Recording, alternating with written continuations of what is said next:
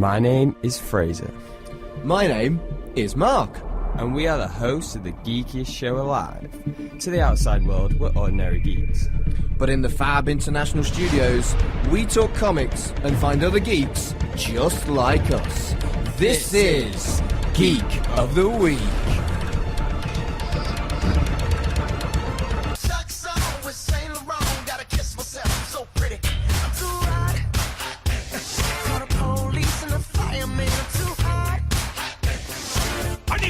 Of Spider-Man.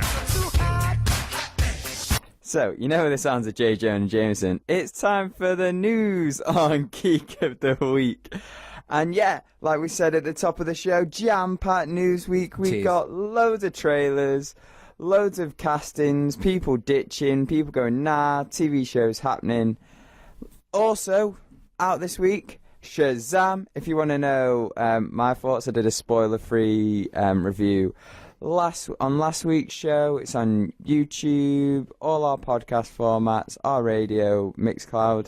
So if you want to hear that, it's there. Check out the rest of the show as well if you are keen to thingy. We're waiting until next week to review it spoiler free. I'm watching it over the weekend. I'm not looking forward to it. Just to give everyone time to watch it, and also to force me to contain those spoilers for another week. We're kind of trying to maybe leave it a week to review our films, to give everyone a chance to watch it, basically. So we'll be doing Shazam next week and Hellboy the week after, even though Shazam's released this week and Hellboy's released next week. Yeah, it's just the way of the world, isn't it? We don't want we do it. We don't want to ruin. We don't want to be doing no spoilers. And it's nice as well because sometimes that longer period you have a longer time to digest it and stuff like that. And who knows? We might do if we do.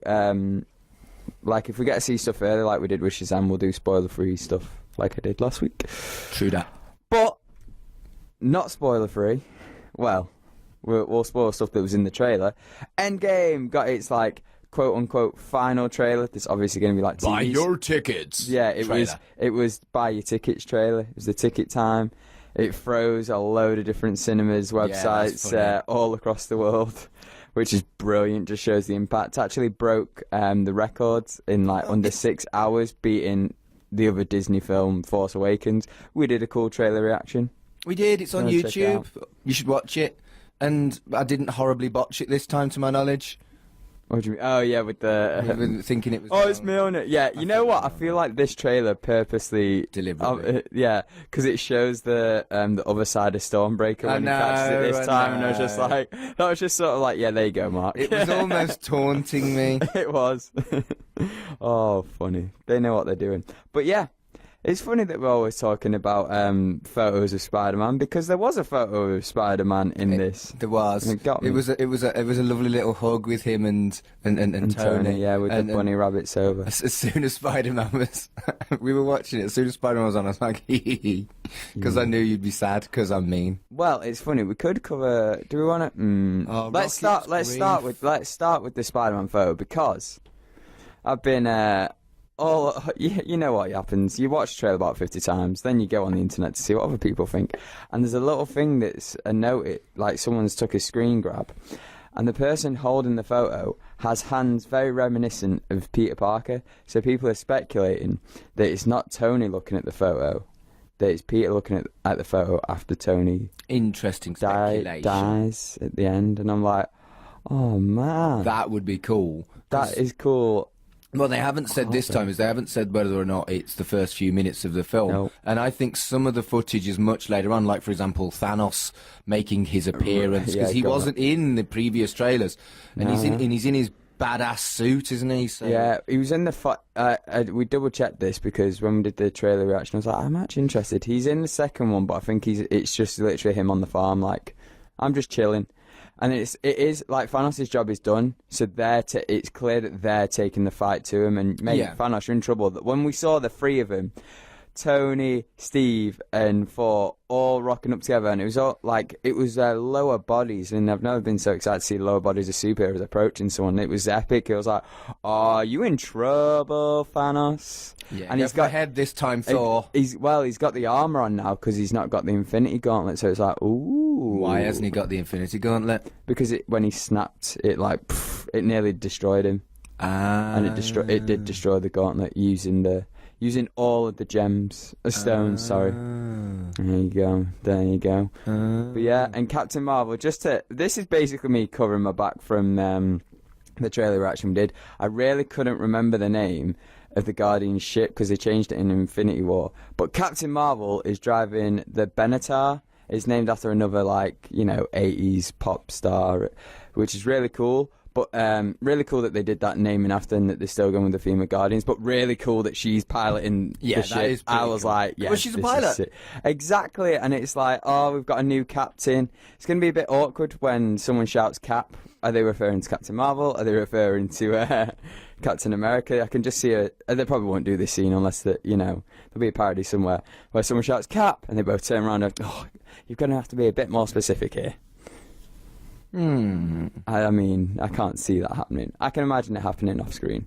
Must have happened in the comics as well. There's loads of captains in the comics. It must just be like, wait, which one are you talking about? Like, last names. Britain. Last names. We need Captain Britain. I wonder, he probably got snapped, to be fair. He probably dusted away. Oh. There is speculation that he'll be in Far From Home, obviously, because they're going to That London would be cool. Even just like a little cameo, or like they just mentioned, That would be cool. Offhanded.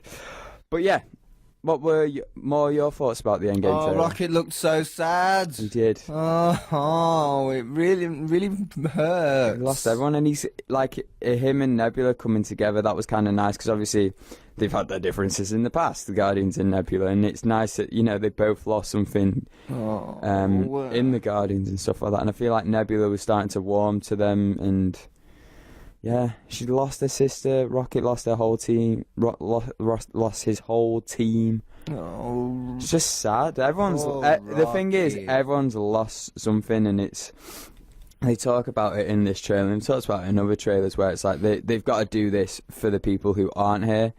And I do. I like that line in this trailer. I also like the line of I think it's Rhodey's where it's like, oh, you mean because he killed all our friends last time? Yeah, so you got to be careful.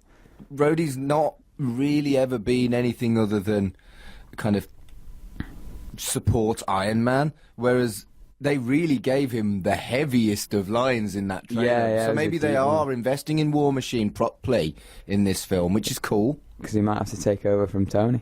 True that. Be the Iron Man. I mean, they did it in the comics. It could happen here. And then if they do the same with booking stuff. But we don't know. I think it is just that thing as well of I feel like the Russo brothers know how to give each character screen time.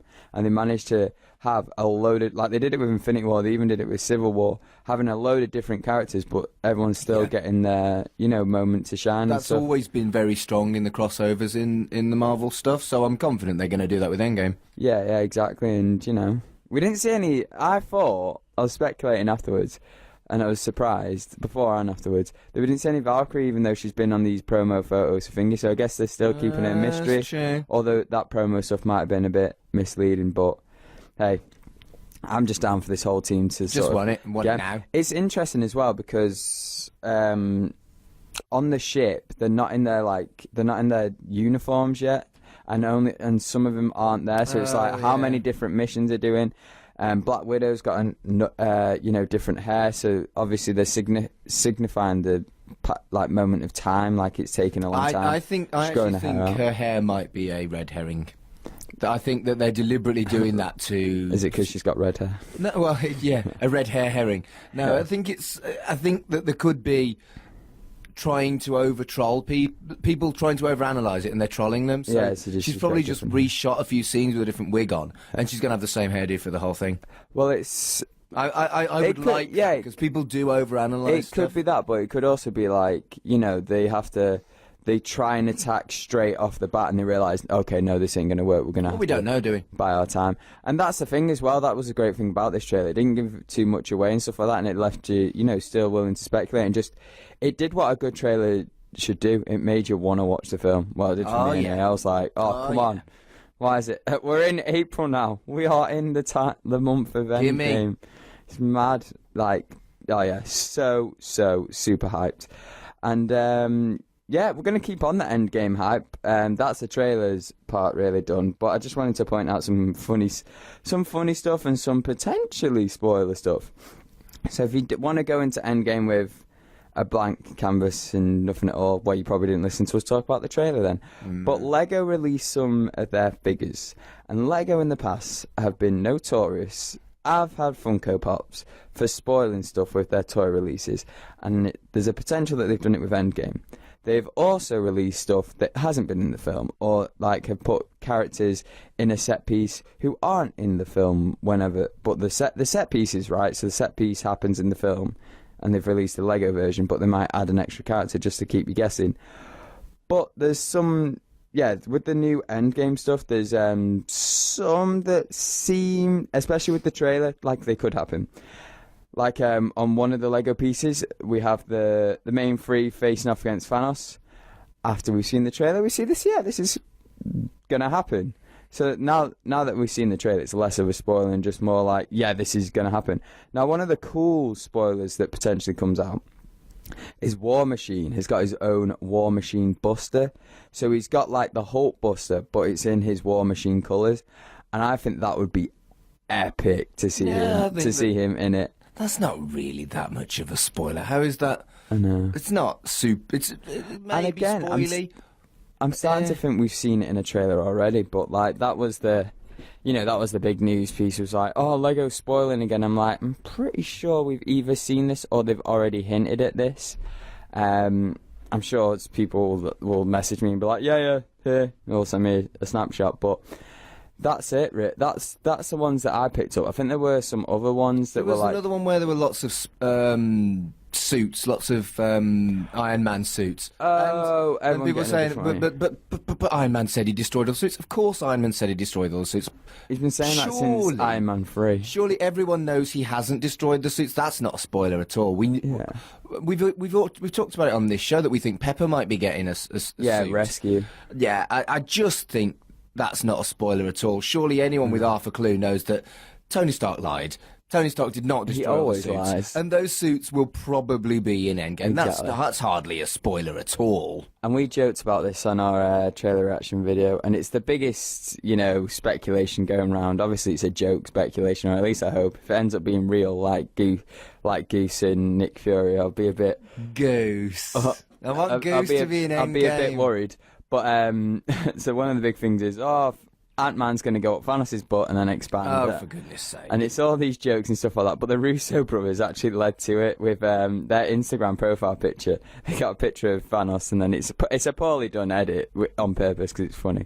And it's like Thanos is like a Venn diagram, and it's purple, and then it's got Ant-Man in the middle. So it's just like, even they were like winking and nudging, and this is the stuff they do. They always play to the fans. They are fans themselves. And so this is the theory that they're going to defeat Thanos by Ant-Man becoming going up small, the butt, going up his bumhole, and expanding. For goodness. And then there's one that's like... But Thanos is an alien. How do we even know he's got a bumhole? Oh, come on. He might not have one. Get over it. How would he poo? I don't know. Maybe he doesn't need to. No. He's an alien. Everyone's got a poo. Even the Queen poos. I know the Queen. Oh, we're talking about poo. Exactly. We've talked about wee on previous shows. Now we're talking about poo. Exactly. Endgame makes us talk about bodily waste, but no, we don't know that. Aliens don't necessarily need to do what we need to do. So it might. Mate, Thanos might have poo breath. He might not need to poo. Mate, Thanos was sat on that throne for the longest time. He is definitely someone who poos and someone who just takes their time. Like, someone who sits there. Someone who goes on, like, if you're working and you go on a break, like, I'm going to go and talk. Yeah, I reckon Thanos is that. But he not only takes a book, he takes, like, his work with me. He's like, right, I've got to do my plans here. He takes his gauntlet with him and takes his little... Are you saying that he did the snap whilst on the throne? No. No, but he would if he could. Right. He really wanted to. He didn't want to get up. So if you think about it, if the Avengers were unsuccessful, Avengers and Guardians were unsuccessful in every film, and Thanos got his way, he would have done the snap, sat down on that throne. He would have let everyone collect the stones for him, and gone like that. Sorry, that was not...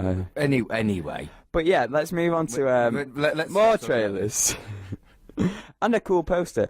So, again, like we said before, this sort of got swept under the rug, but the Joker film, with Joaquin Phoenix as the lead, got a trailer and a cool poster as well. But unfortunately for them, it was, I think, the same day or the day after Endgame. So again, yeah, does sort of get swept under the rug. But we did a trailer reaction for this as well. Because, what were your thoughts on why it? not? Exactly, innit? Get them all. Gotta get them all. I was pleasantly surprised. I'll be honest. I'm very cynical about the way the way they're dealing with the fact that their cinematic universe didn't do as well as they'd liked, and coming up with all these separate universes and rebooting stuff after one film and going off on separate ways. But this looks good. This looks good. I was pleasantly surprised, and I was pleasantly surprised by. It seems like they've taken a risk. And what? Well, because it looks so old school. Someone taking a risk in Hollywood. I know. Wow, it looks bold. good. It looks good. I really like how it focused on the smiles and how, and making this lots of different creepy smiles, and I really liked how he looked kind of old school, like a classic, classic clown, and the garish coloured suits, like the guy from the 60s. And they managed to mix it with like still the creepiness of the modern day Joker, so it wasn't as camp and as cheesy as the 61. They managed to do a good amalgam of the two. It was, still sinister and I think that's down to Joaquin Phoenix's like facial expressions and just the way he is as an actor. He can play creepy quite well. Has done in the past and does well with this Joker, and I think that's an important thing of. The Joker's just a bit off-putting, even when he's an everyday man and you just sort of, you're supposed to feel sorry for him, but then there is that thing of like, oh no, this guy can turn dark quite quick. And you do sort of feel sorry for him because he's getting beaten and bruised, and it's that whole thing of, it's one bad day, and then you become... I just don't feel like we've seen enough of the Jared Leto Joker, and I found him... I think now we never will. I don't think we will, but I found it fascinating, and I really liked that they did something different with that Joker, and I don't feel like they gave it enough of a chance. But this looks cool. How offended would you be if you were like, you are playing the Joker, and then you find out, you're like, not only do they cut your screen time, but then they're like, oh yeah, we're doing a Joker film, and you're like, wait, and it's not you. Oh, cheers, mate. Yeah, I mean, it's a bit... Jared Leto's not like a jobber either. He's a great actor. He's a decent actor, yeah. And they have treated him all right, musician as well. They've treated him abominably, and no wonder he's not going to be interested in being the Joker anymore. And it's a real shame, because there was something fascinating and different and interesting about the Joker that they came up with for Jared Leto. I mean, there is that thing in the comics about there's free Jokers now or something, or like there's all this speculation about, because no one knows who the Joker is, and this is why this film's kind of interesting. But I'll touch upon that a bit more later. But yeah, with the free Jokers, so there is a possibility. They never like all the films sort of seem to be separated now, but still contained in the universe. This seems less like that, but in the future, if they want to, or if they feel like it could work, they could bring it in. It would be cool to see, but yeah, just touching upon that like origin story, this reminded me more and more of, there's a book called Joker, and it's like a comic book all about the Joker and stuff like that, and there's other ones like The Killing Joke where there's been like origin in quotation marks stories for the Joker, and the one I like about, I think it is the Joker book, is it's a different origin each time, because no one actually knows, and it's different stories, from the perspective of the Joker. He's an unreliable narrator. He's a liar. Exactly, which is why this film, it seems to be more like, nope, this is an origin story, which sort of leaves me like, I'm umming and ahhing really. I'm hoping they do a twist at the end where it's like, oh no, you can't really rely on this, or like it's, the origin isn't as defined as you want. And it's weird because he's got a name now, and Joker's never really had a name apart from in, the films with Jack Nicholson, because they just called him Jack and Joker. It's like, and I won't talk about Gotham. I'm not getting into Gotham now. This Joker blew that got that Joker out the way, and the different, it's his clone, it's his brother, it's whatever. This is like, no, this is the Joker. No, that's not spoilers, because they'll probably change it in the next season as well, and they'll do something else different in Gotham. I've not even seen the show, so I've seen some of it. It was all right. Yeah. But let's talk less about that, and let's talk about something we're excited for, which is the Joker stuff. And yeah, it's still a bit like the to go back to the name, like, I think it's called Arthur Fleck. I know it's A Fleck, and it's just like, oh, come on, like, Affleck. It's still sort of like, and now it definitely feels in bad taste. Like, before, it could have just been like a nice nudge, and it's like, oh, there could be a connection here, you know, with Ben Affleck's Batman, but now it's just sort of like, oh. Oh, I liked Batfleck as well, and I was super cynical about him as well when he was first announced. Now, more sad news and more people dropping out of stuff in the DCEU. Ezra Miller is out as the Flash. He's, you know, this Flash movie's had so much trouble as, well, most of these DC films have them, but some we still get out, which is great. Aquaman finally got to come out, Shazam got to come out, and this Joker movie looks like it's coming out, but this Flash, it's had, like, so many different rewrites, so many different directors coming on it, and it feels like they were doing Flashpoint, they're not doing Flashpoint, they're resetting the universe, they're not, and it's one of them. It's one of those superhero movies. Marvel have it as well. With like we talked about it last week with Gambit, and it's just this developmental hell of like, is it going to happen? Is it not? There's an actor signed on. There's this. Obviously, we've already seen him play the Flash in 2 movies now, so you know he is defined as a Flash. So he got to do a bit of a run, but he didn't get to do his full-on sprint, which is a bit disappointing. But I guess he's just not into it. But it also.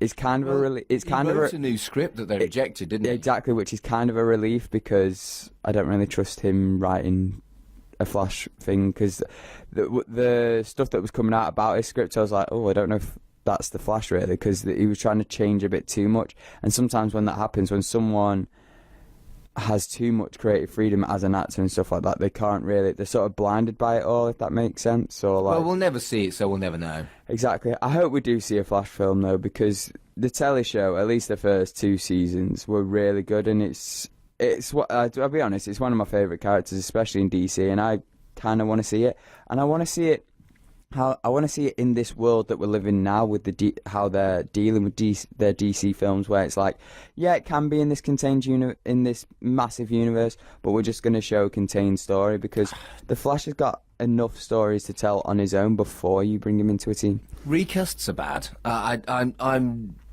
not necessarily. I'm worried about it. I don't think recasts are bad. Look, Mark Ruffalo subbing out Edward Norton, War Machines, they've subbed him out before. I think if it works, as long as you don't force it as well and be like, oh, they've had this facial, da-da-da-da-da. If they're just like, no, it's just someone else playing it new. Maybe. It can be fine, especially if it's like, if it means that you get better stuff from it, I'm all aboard for it. Like, if Ezra Miller doesn't want to do it, that's fine. He's got Fantastic Beasts in other franchises, in his other films that he can do. And if someone who's passionate about the Flash comes along, because that's the thing, it's all about that passion. Like, seeing Zachary Levi and how passionate he is about Shazam, it's just nice to see. Do you know what I mean? Someone who loves being the character they're playing and is just like proper giddy about it. That's sort of what you want to see. Not necessarily someone who's like, oh no, I've got, you know, someone who's got to take control of it or something like that. Someone who always like, oh, I feel like they're being forced into it. We'll see. I personally see it as another blow to the DCU. It seems like they can't get a break. I think they've got loads of breaks. Aquaman was good. Shazam's getting amazing reviews and stuff like that, and you know they are getting more and more. They've got James Gunn on the Suicide Squad. There was some weird stuff. But that's going to be a reboot, which no, I don't think it is though, because they've got Boomerang. Jai Courtney's back as Boomerang. It's weird, but what we'll see. I think this is them back on track. This is them skinning the fat, as it were, almost. The people that they're moving forward now with people who want to be in it, and people who, you know, are going to benefit, who are going to help benefit the universe, and I think that's actually going to help him in the long haul, because that's what Marvel did. Marvel got rid of people who didn't want to play on board, but they didn't do it in a rude way. Like Ant-Man director Peyton Reed took over from, what's his name? He does Shaun of the Dead. Did Shaun of the Dead, Hot Fuzz. Simon Pegg? No, the director. Edgar Wright. He took over from Edgar Wright, and Edgar Wright's a big director to let go, but it ended up working out for Ant-Man. You know, they had their creative differences, and it's about, you know, it's what's best for the films, not we'll see. Who's the biggest name. We will see. Speaking of big names, Angelina Jolie potentially cast in the Eternals. That's a huge name. Right, here's the thing. 10 years ago, that would have been like the biggest deal of all time. You've got to remember that as big a name as the guy who plays Iron Man, Robert Downey Jr. As big a name as he is, 10 years ago he was the guy who'd done a lot of drugs, and that Marvel were giving an opportunity. Yeah, he's now a huge name again. 10 years ago, yes, but everybody wants to be in Marvel films. There's been some huge actors in Marvel films. It is so cool that Angelina Jolie is going to be in there. And she's playing Cersei, apparently. And Cersei's a favourite character of mine. So, can you see Angelina Jolie in it? Yeah, well, Cersei was the whole point of Cersei was that she was gorgeous, like stunningly attractive. And one storyline I particularly liked in the comics was when she lost her temper because the Black Knight didn't fall in love with her. And for someone to have that kind of character who is that attractive, then it needs to be someone as attractive as Angelina Jolie. Imagine if they got Brad Pitt to play the Black Knight. Oh, I would love to see the Black Knight in the comic books, from the comic books in the MCU. I don't think it's particularly well liked, but I loved the Proctor storyline in the 90s with the Black Knight and Cersei and Proctor and Magdalena and all those characters. It was brilliant for me. And the twist in that, I'm not going to ruin it if you haven't read it, but the twist in that was outstanding. On point. Yeah, no, it's exactly what you say. Big stars when playing stuff like that. When I first heard about this, I was thinking, maybe it'd be like, because we talked about the Eternals is sort of like their Guardians of the Galaxy level, them playing a risk or them going for it. Because Guardians of the Galaxy, when it came out, no one really knew much about it, and it was them just going, here it is, and they had cool actors in that. Yeah, cool actors in that. They had like Glenn Close and John C. Reilly, sort of like, doing cameos and stuff like that. Yeah. Glenn Close. And I was thinking, I wonder if because they're doing the sort of, again, it's another big risk, the Eternals setting up this team that's completely out there. I was like, I wonder if Angelina Jolie is going to have that Glenn Close sort of like, she's just going to cameo. But then when it was like, no, she's actually going to play one of the lead characters, I was like, okay, even more interesting with this. Yep. Go. Excited. Now, more interesting stuff. We're sort of going into TV here. Stargirl is getting a series on the DC universe. Now, I had a feeling that you weren't familiar with Stargirl. I haven't got a clue. It's a pretty deep cut in DC, and as we've established on the show before, you don't really delve much into DC. No. But the reason I put this on here is just because it's more stuff in this DC Universe app, and I'm hoping that they build more and more for it, and they finally release it in the UK. What I will say is that something as family friendly as Stargirl, compared to putting on the very, very adult stuff like Titans and Swamp Thing, exactly. I like that they're committing it as a channel that gives a mix of everything. And the reality is, most people over 18 that are into comic books will watch the lot. But what it does mean is it means that there's hopefully going to be enough for the Sproggles. Yeah. Get the Sprogs in as well. Really. Yeah, exactly. And it's just one of them as well. It's a light-hearted thing. It also highlights how they're moving over from the CW to their own streaming service, if that makes sense, because they've had a few shows that were on CW and the DC universe. I know I said EU then. This is why they put the E in it. Probably to differentiate. But they've had like, it's on CW, Netflix, and this, and now it's sort of being more like Netflix and this, Netflix and this. And then once this comes to the UK, they won't have the need for Netflix. And no, they'll do what Marvel did and cut everything. Yeah, exactly. Or not even just cut it, just be like, you guys have it in the UK now, so there's no need to put it on Netflix. And I don't think it'll be of a less bitter taste than the Marvel and Netflix things. That seemed like it went. Yeah. That seemed like it went sour. Whereas this relationship, not as much. Netflix are doing pretty well with their deals, though. They're managing to get stuff that's like, especially Netflix UK, of stuff like, okay, you can't see it. It is out in the States or elsewhere. You can't see it, so we're going to put it on for you. Just saying that because Jane the Virgin came on. I found that yesterday. I was like, oh my goodness. And it was like the last season, and I was like, because I knew it was out in the States, and I was like, I can actually watch it now. And I was like, Digression, of course. Tangent tornado. That I'm going to let it bubble away. But we're going to talk more DC TV stuff because there was a Pennyworth trailer. Yes, from the people that brought you Gotham, they're doing another prequel. A prequel to the prequel, Pennyworth. What were your thoughts on the Pennyworth trailer, Mark? Well, I really like the Alfred Pennyworth character. I really like... He is one of the stronger points in Gotham. Yeah, 100%. And my immediate thought, which perhaps says a lot more about me than anything else, was... Oh, I wish that Ripper happened. Ripper was supposed to be a prequel to Buffy the Vampire Slayer with Giles set prior, set in the 60s and 70s. Yeah. And they never did it. And that broke my heart because I really, really, really wanted to see that. And so something like this, I'm going to give a chance because it's the kind of thing that I think would be cool. And I quite liked the it was only a teaser. And I quite liked the Britishness of it, and the accent was on point when he said his one line. Yeah, exactly. So it looks fun. It does look fun, and I hope they are clever enough to make it so you don't need to know what happened in Gotham, which I suspect you won't. No, I think it seems more like I can't remember as well if they were, because there was speculation always going around whether it was going to be completely separate to it. And it's one of them as well. Like the Gotham's a prequel in itself, and it's just terrible. I'm not even going to try and sugarcoat it.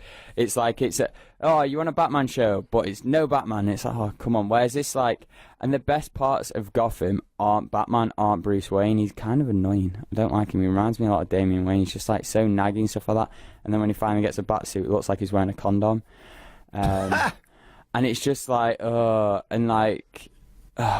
one of the redeeming things is like you say, it's Alfred Pennyworth in there. I also like the Jim Gordon character, and I liked the first season of Gotham because it was about Jim Gordon. So I feel like I'm going to like this because it's going to be about Pennyworth. So. I also liked the trailer brought me round on it. Like it again, that embracing the Britishness of it. I was like, this is a nice show, and it's one of those shows where it's like, if you take away the Pennyworth name, it still could be pretty cool. If you take away the Batman from it and just... I'm definitely going to give it a go. It's interesting. I like that it's set earlier and that he's young and attractive rather than... I just hope it's not a setup, because that's what... Some prequels just fall into the fact of, like, they get into so many seasons and they go, oh, we're going to stop our initial goal and we're just going to focus on setting up the stuff, So, like, Gotham recently seems like it's just been like, oh, we know this guy's going to be Batman, so we're constantly going to set this up. Or, oh, isn't this guy a Joker? Or, like, oh, you like your riddles. And it's all this wink and nudge, and it's just like, no, focus on the storytelling now, and, like, we know where it's going, and then maybe... Yeah. We'll see. It looks fun. We've only seen a tiny little teaser trailer, but I'm going to give it a go for sure. Oh yeah, definitely. That's what I mean. I gave Gotham a season and a half, maybe. I can't remember how far I got into the second season, and then I was just like, yeah, this ain't for me. So I will give it a go, and it's really hard for me to. I've got that completionist almost in me. It's really hard for me to jump off the ship once I'm on a TV show. So it's might put out. We should probably put out. We could put it on Binge It or Bin It. Bin It. That would be a good. There you go. We've done it. Bin It. I've watched the first 2.5 seasons. Pennyworth. I meant Pennyworth. Yeah. Let's put it on Binge It or Bin It. Yeah, definitely. No, mate. Gotham's Bin It. Right, I got so sick with Fish Mooney, and then she was finally gone. I was like, oh, great, you've set up all these great villains and stuff like that. You've done so much with Penguin, and now he's set up, and Riddler's kind of set up in the background, and then she kept coming back. I was like, just go away, Fish Mooney. Right. And then there was stupid stuff. Let's put Pennyworth on Binge It or Bin It. It looks quite fun. Let's see how it goes. Yeah, exactly. No more Gotham. No more Gotham. Let's keep positive vibes. So we started so hyped with Endgame, and then we just had to talk about Gotham. That's like my one thing that's like, like you're most of the time a grumpy geek. That's what gets me grumpy. Gotham. We can be both can be grumpy. It's just I'm better at it. Just get me talking about Gotham. That'll get it. Set me going then. If the first news piece is Gotham, I'll probably be grumpy about everything else as well. I was like, I did like this, but I'm still in the mood with over Gotham, so I'm grump. But we want to know your thoughts, fellow geeks. whether they're grumpy, gleeful, or whatever.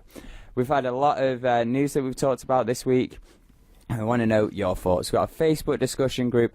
We've got a Twitter. You can at us, and we mentioned the YouTube before. We've got a YouTube comment section. You can listen to this on YouTube as well if you just want the individual bit, or if you listen to this on YouTube, we also have a full-fledged show which you should definitely check out.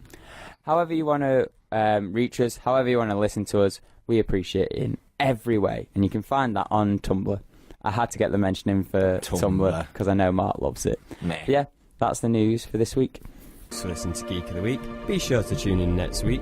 Same geek time, same geek channel. And if you want to follow us on social media, it's at GOTW Radio on Twitter. Search for Geek of the Week Radio Show on Facebook. And to listen again, it's www.mixcloud.com/Geek of the Week Radio Show.